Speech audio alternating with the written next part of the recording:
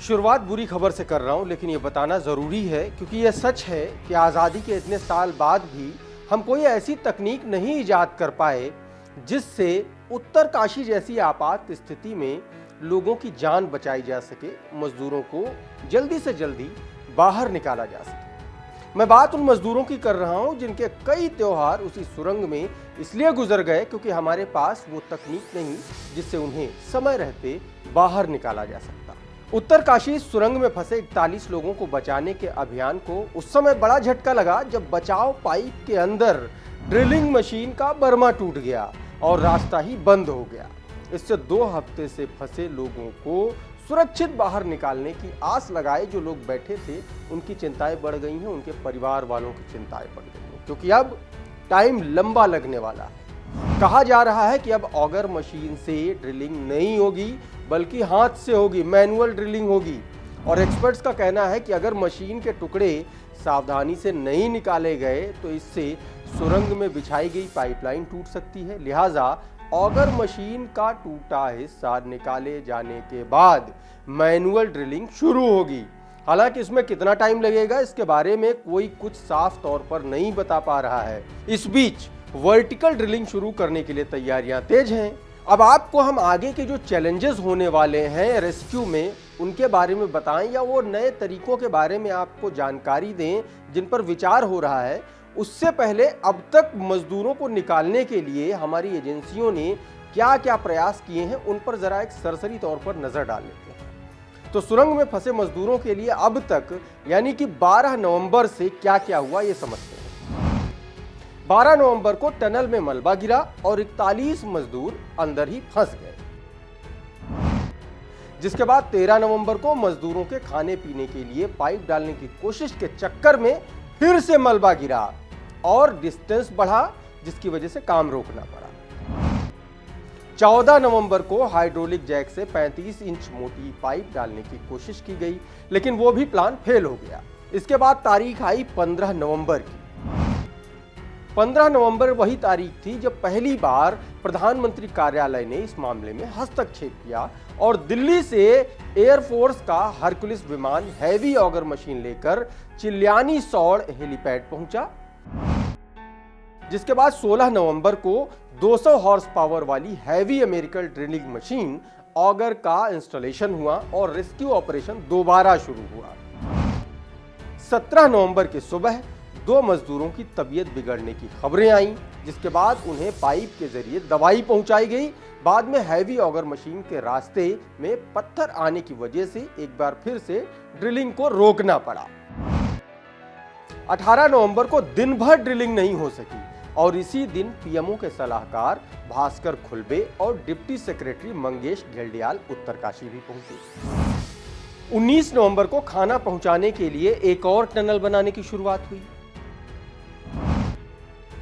जिसके बाद 20 नवंबर को international tunnelling expert Arnold Dix ने उत्तरकाशी पहुंचकर सर्वे किया और वर्टिकल ड्रिलिंग के लिए 2 स्पॉट फाइनल किए और उन्होंने यही सुझाव भी दिया।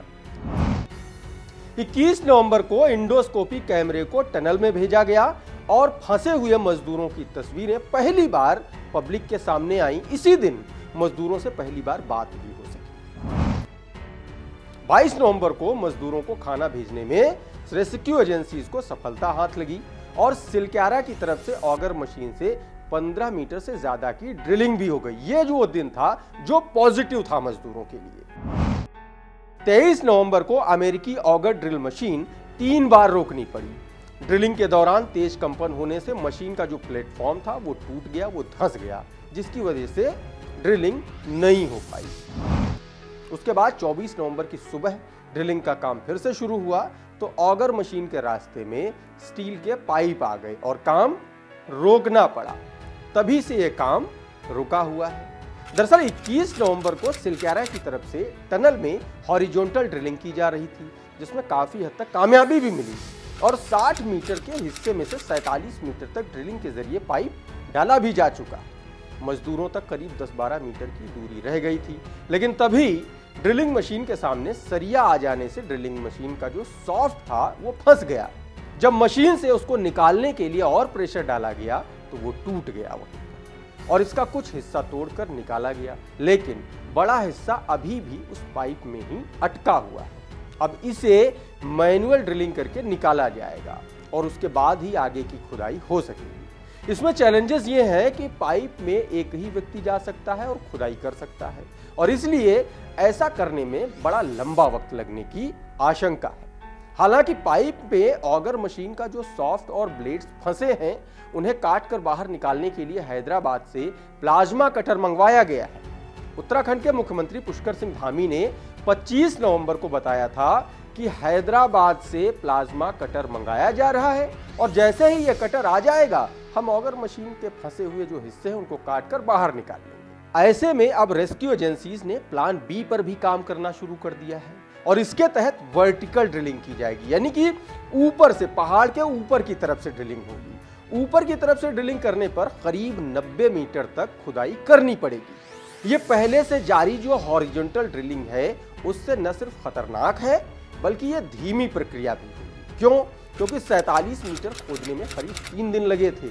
ऐसे में एक्सपर्ट्स के मुताबिक ऊपर से ड्रिलिंग कर नीचे पहुंचने में 6 से 7 दिन लग सकते हैं, वो भी तब जब ड्रिलिंग में कोई रुकावट नहीं हो, लगातार ड्रिलिंग हो तब, और मलबे में कोई ऐसी चीज ना फंस जाए जिससे कि मशीन को नुकसान हो। ऐसे में इन मजदूरों का फिलहाल बाहर आ पाना संभव नजर नहीं आ रहा है, लेकिन प्लान बी के तहत टनल के सिलक्यारा मुहाने से करीब 320 मीटर आगे तक वर्टिकल ड्रिलिंग करने वाली भारी मशीन और उसके सॉफ्ट को ले जाना होगा।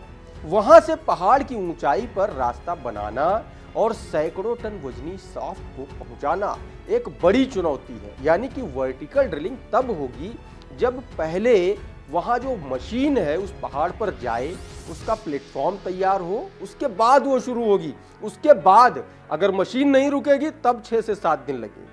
इसके साथ ही ये खतरनाक इसलिए भी है क्योंकि जब ऊपर से ड्रिलिंग होती है तो भारी भरकम जब कोई मशीन चलती है तो बहुत जबरदस्त वाइब्रेशन क्रिएट होता है, और जब वाइब्रेशन ज्यादा होगा तो अंदर जो सुरंग के अंदर मलबा गिरने की आशंका ज्यादा बढ़ जाती है। दूसरा डर ये है कि वर्टिकल ड्रिलिंग से टनल का जो स्ट्रक्चर है वो हमेशा के लिए खराब हो सकता है, जिससे अब तक जो सारा काम हुआ है, जो सारा निवेश हुआ है हजारों करोड़ रुपयों का, वो पूरा मिट्टी में मिल जाएगा।